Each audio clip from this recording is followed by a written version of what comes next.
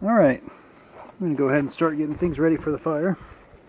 I'm not going to start it just yet, but I'd like to get it all ready and have it set up so that later on when the time comes I can just come over and light it. We don't have any fire bans right now and it's not too windy and it's not supposed to rain, so I think it'll be a good night for campfire out here. First thing I've got is some homemade fire starters, and all this is lint from my dryer and some petroleum jelly, and it starts really well. You know, the petroleum jelly burns, the lint kind of wicks it up, and it's pretty cheap.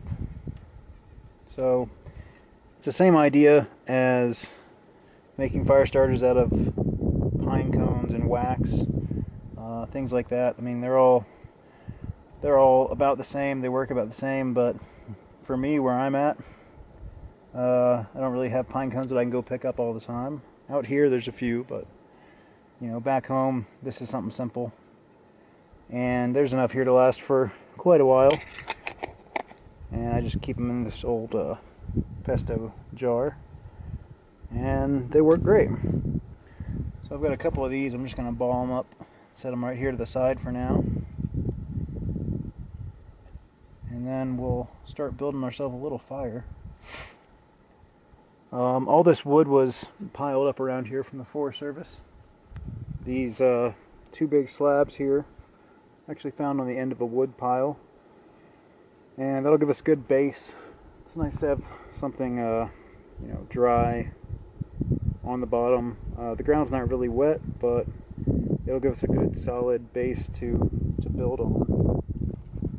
So I'm gonna start trying to find some smaller sticks here and break them up, pile them up a little bit.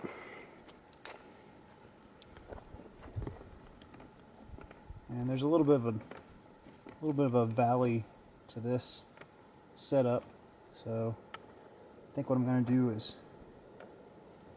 try and keep the fire up off the bottom, and that'll give me a good space to light it from underneath.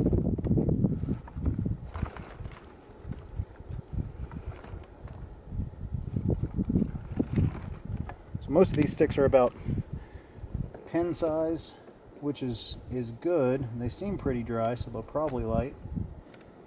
But I'm going to go ahead and cut up some smaller pieces just to give myself a better shot of getting the fire going first try. There you go, just like that.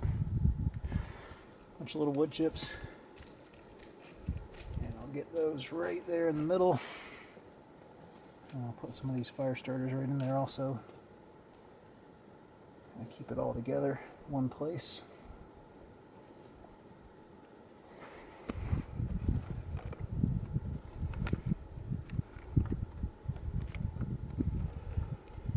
And then we'll just pile some more small sticks on top. Maybe crossways like that.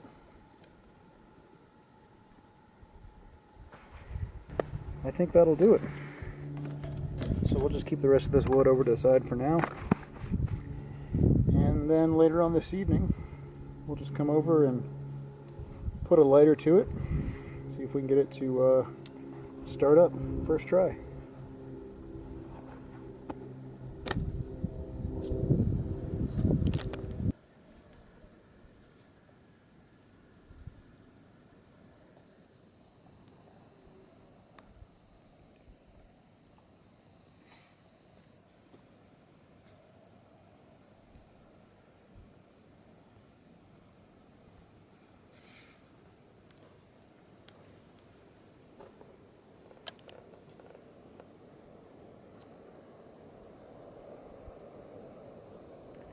So, on my drive up here to the campground today,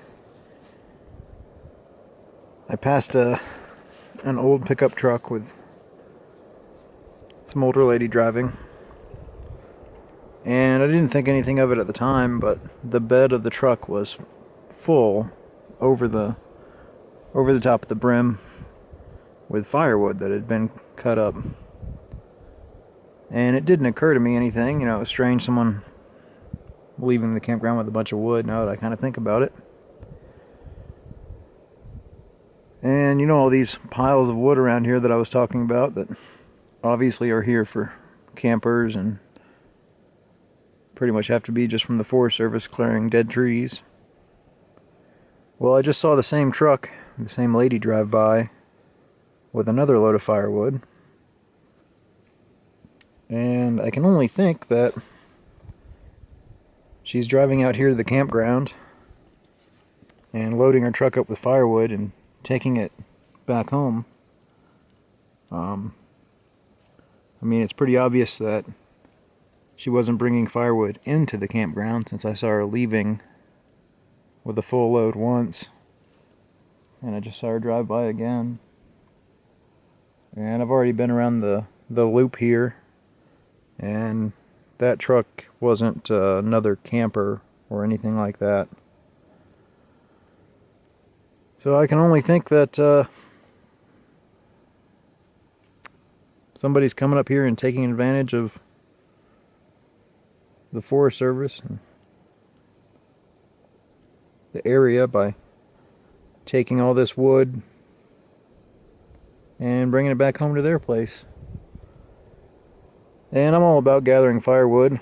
I don't mind doing that, but when someone's gone through the trouble of stacking it up and, you know, spreading it out from all the separate campsites around here, someone just wants to come and take it to their own place. It's kind of shitty. I didn't notice until I saw her drive by again, but kind of piecing everything together, that's the best bet that I can make of what's going on.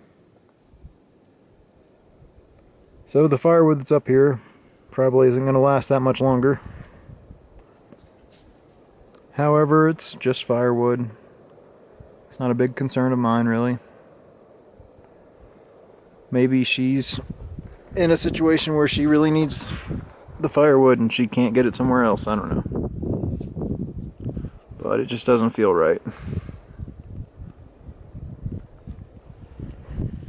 But I've still got enough for me, so I don't want to worry about it too much. Got my little dog with me, makes everything better. This is Bodhi. I've only had him for about 1.5 years now. Got him from the pound. He was a shelter dog that didn't really have any training. He's gotten way better over the last 1.5 years. And he's sporting the nicest of 5'10" bandanas. He's a pretty good dog. I named him Bodhi for short.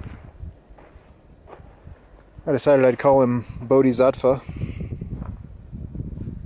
From the way that I understand it, I could be a little off.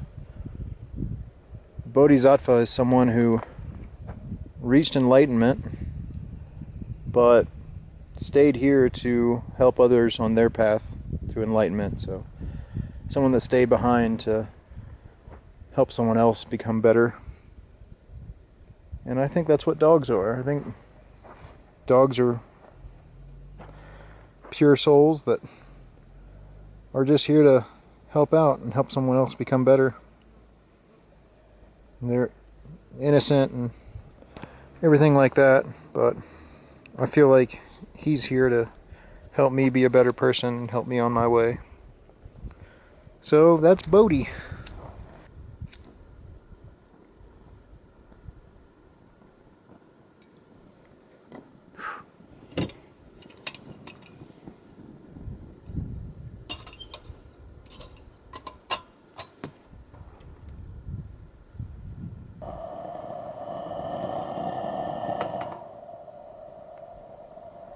I'll let it burn for a minute. See, it's already starting to tighten up that mantle all the way around.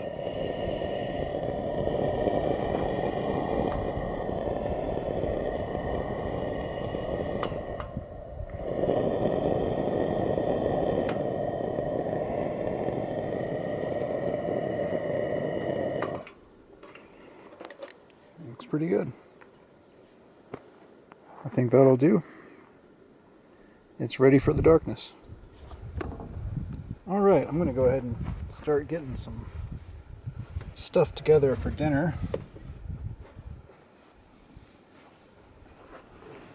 Got some potatoes, an onion, some garlic, some beef bouillon, and some stewed tomatoes.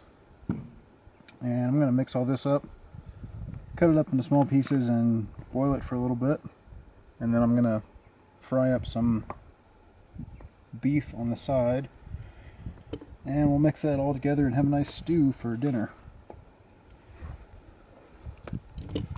I'll start chopping stuff up here. These little plates are great cutting boards also. You know, something that serves more than one purpose, saves you lots of space. I'm just gonna pull off the outside of these onions.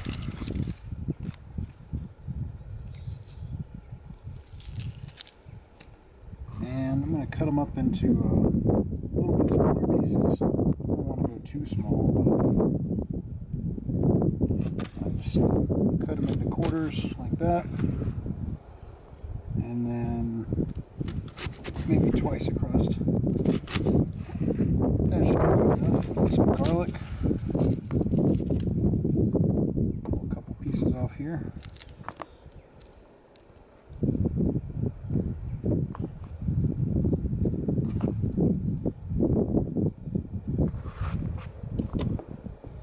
Garlic, what I do is try and just cut most of the bottom off, not all the way down, and roll it up like that. That gets you started for the most part. Pull the rest of the skin off.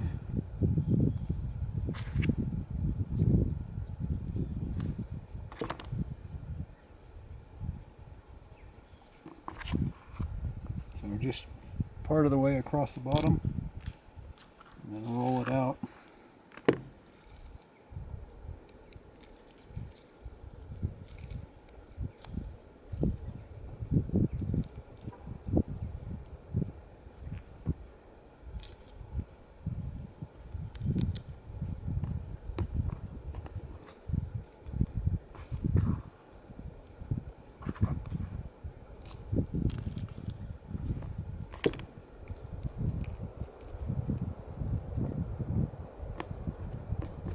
Couple cloves of garlic.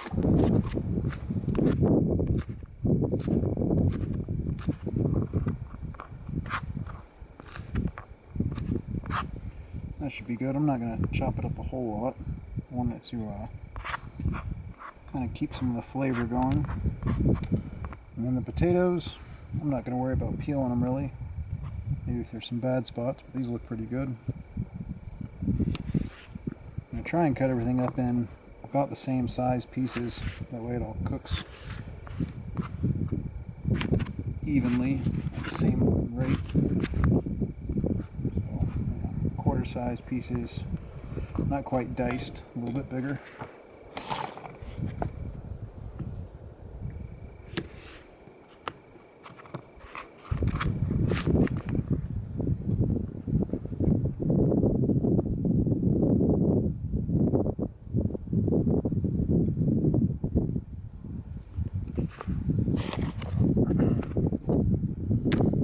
There's potatoes, onions, and garlic.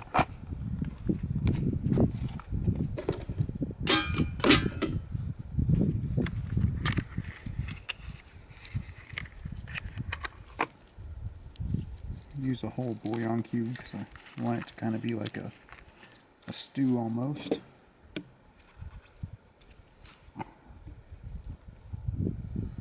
Crush that up a little bit.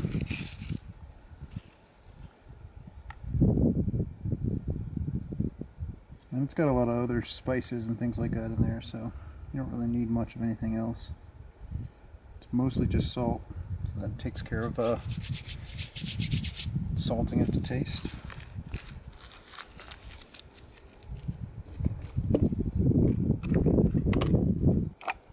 And the tomatoes.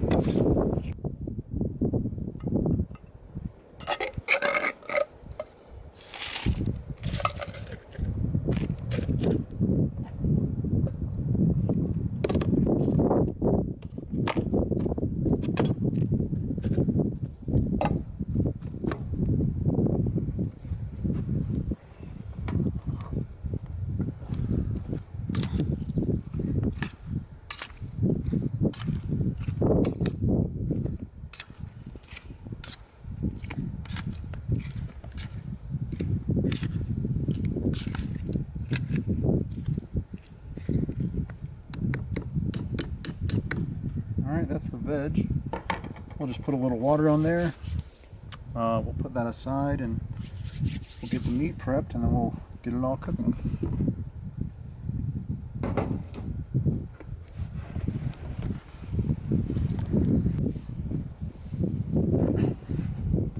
Alright, for the beef I've got some choice beef stew meat. Boneless. It was rather cheap. It was $9. It's about 1 1/3 pounds,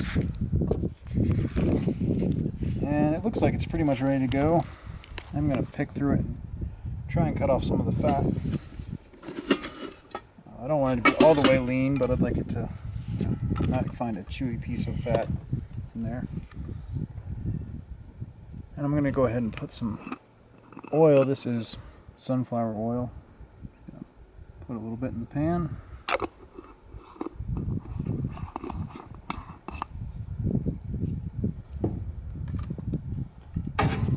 And go through here and see what the pieces look like. I want them all to be about the same size, so I might actually cut them down a little bit more. Yeah, bite-sized pieces.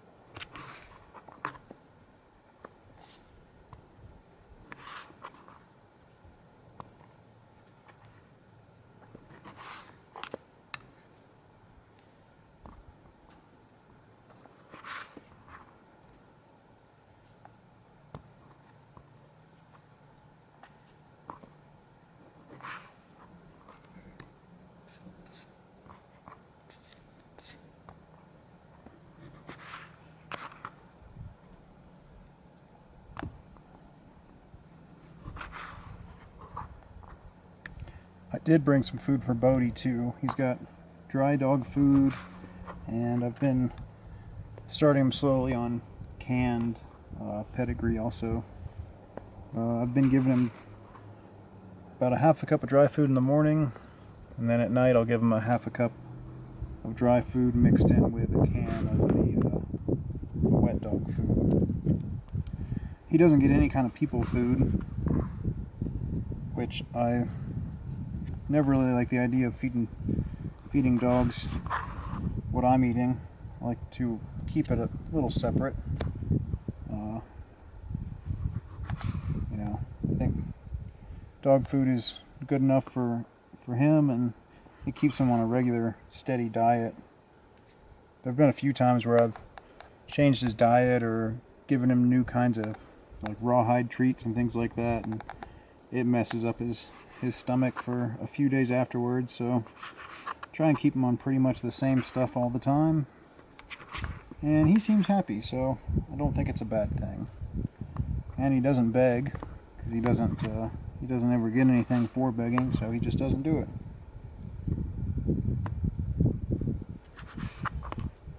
See, I'm just cleaning up a little bit of these cuts. Choice isn't always the best meat anyways, but dress it up a little bit and cook it right, and it'll be good enough. Alright, we're going to get all this going on the stove here, and we'll have food ready in just a bit.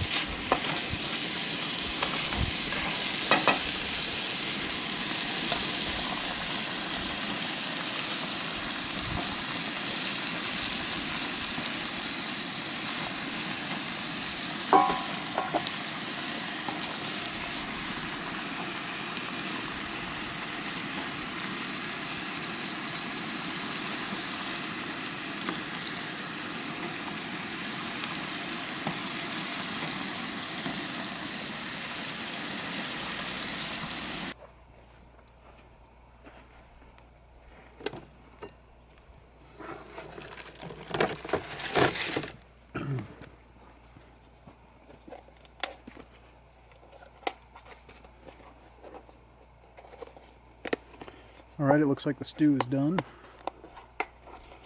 I'll get it out onto one of these little plates here.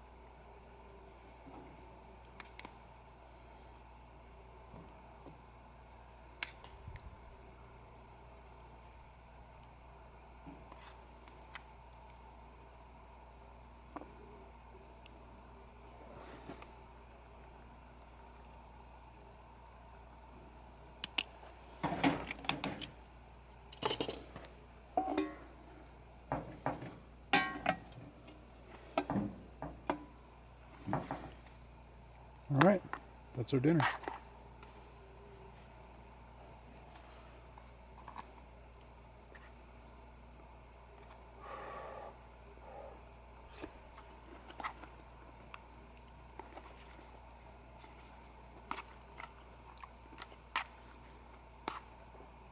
And it is delicious. Everything's cooked perfect.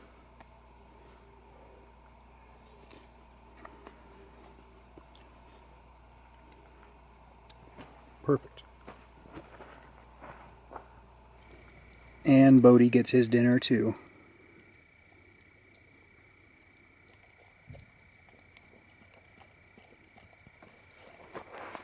Good dog.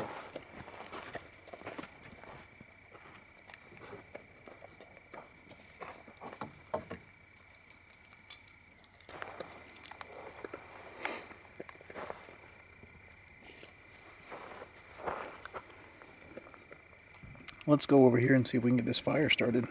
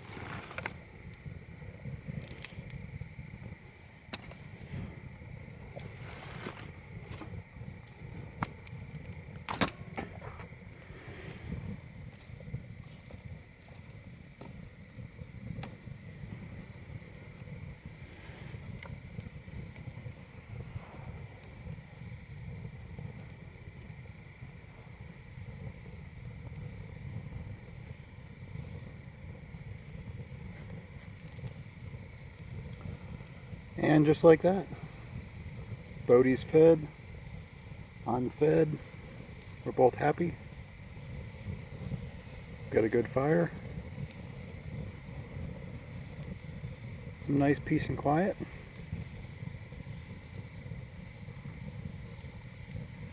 Now we get to sit around and think about